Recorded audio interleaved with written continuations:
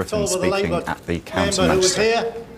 Which match their weapons of mass destruction lies with which they took our boys and girls into wars we shouldn't be in, and they're still coming home in pieces. That's the real shame. It's the Labour Party's shame, not ours. I'd like to thank my incredibly hard-working team, particularly Clive Jefferson, the mainstay of the North West, and everyone who's helped out so much. It's been a fantastic, brilliant effort. I thank the returning officer and the staff in the places where this election was run properly and not in the places where we weren't allowed to seal ballot boxes, as is our right, where ballot boxes with broken seals were just nodded through as if nothing was wrong. There is a deep, dark stain on the way the democratic system is run in this country at present, and it's always done only in a way that does down the British National Party. However much you dislike our party in some people's cases, you cannot possibly stand by the perversion of the democratic process as a way of trying to keep us out. Fortunately, it's a way that's failed. For the last 50 years, more and more of the people of Britain have watched with concern and growing dismay, and sometimes anger, as an out-of-touch political elite has transformed our country before our very eyes. It's not just a matter of mass immigration, although that's the most obvious symptom of it. It's handing us over to rule by unelected bureaucrats in Brussels. It's turning the commonwealth of this country, our public services, into private profit centres for giant corporations. It's banning St George's Day festivals while encouraging everyone else to celebrate their festivals, usually with taxpayers' money. In so many ways, the Liberal elite have transformed this country, and as they've done so, they've forced people to be quiet about it, with laws which make telling the truth an offence, imprisonable offence.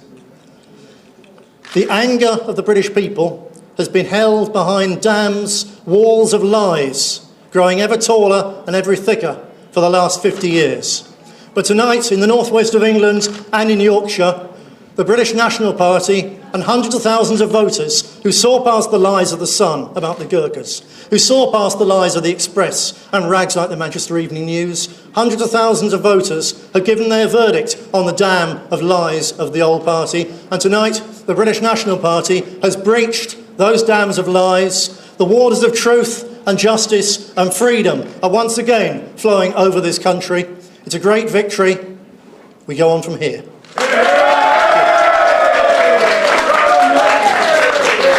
That's the leader of the British National Party, Nick Griffin. Who might ask, well, what will be the first thing I will do in Europe? What am I going to talk about? What do I want to talk about on the TV stations tomorrow night? I do not want to talk about mass immigration. Everybody knows the British people have had enough of it. Everyone knows where we stand. Everyone who's listened to me on the television knows we want to shut the doors, remove the illegals and the bogus asylum seekers, and everybody else who contributes to our society, who pays into our society, whether they're born here or if they come more recently, if they're here legally and they're contributing, we have no problem with them at all. There's nothing more to say. I want to talk about what I'm going to do when I get to Brussels, and the first thing is to put my researchers into the libraries there. Because the real scandal of fraud by the old politicians, Tory, Lib Dem and Labour alike, isn't the expenses. It's not a bath plug here or a porn film there. It's what they've done, turning our public services into private profit centres.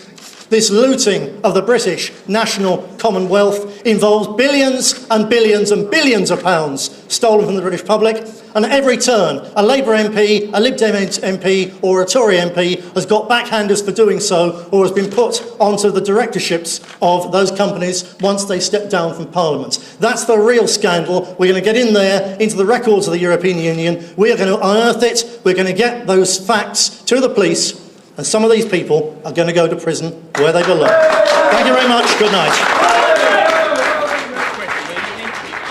OK, so as I was just saying, that's the leader of the British National Party, the far right BNP, here in the United Kingdom, who has won a seat in the European Parliament. It's the second seat for the BNP. It's the first time in Britain that a far-right party has secured a parliamentary victory. The wins both seats come as the BNP appeared to attract fairly significant numbers of disaffected Labour voters. It's quite a controversial posting to the European Parliament. That was Nick Griffin, who did say, he talked about immigration. He said that his success was down to ordinary decent people kicking back against racism.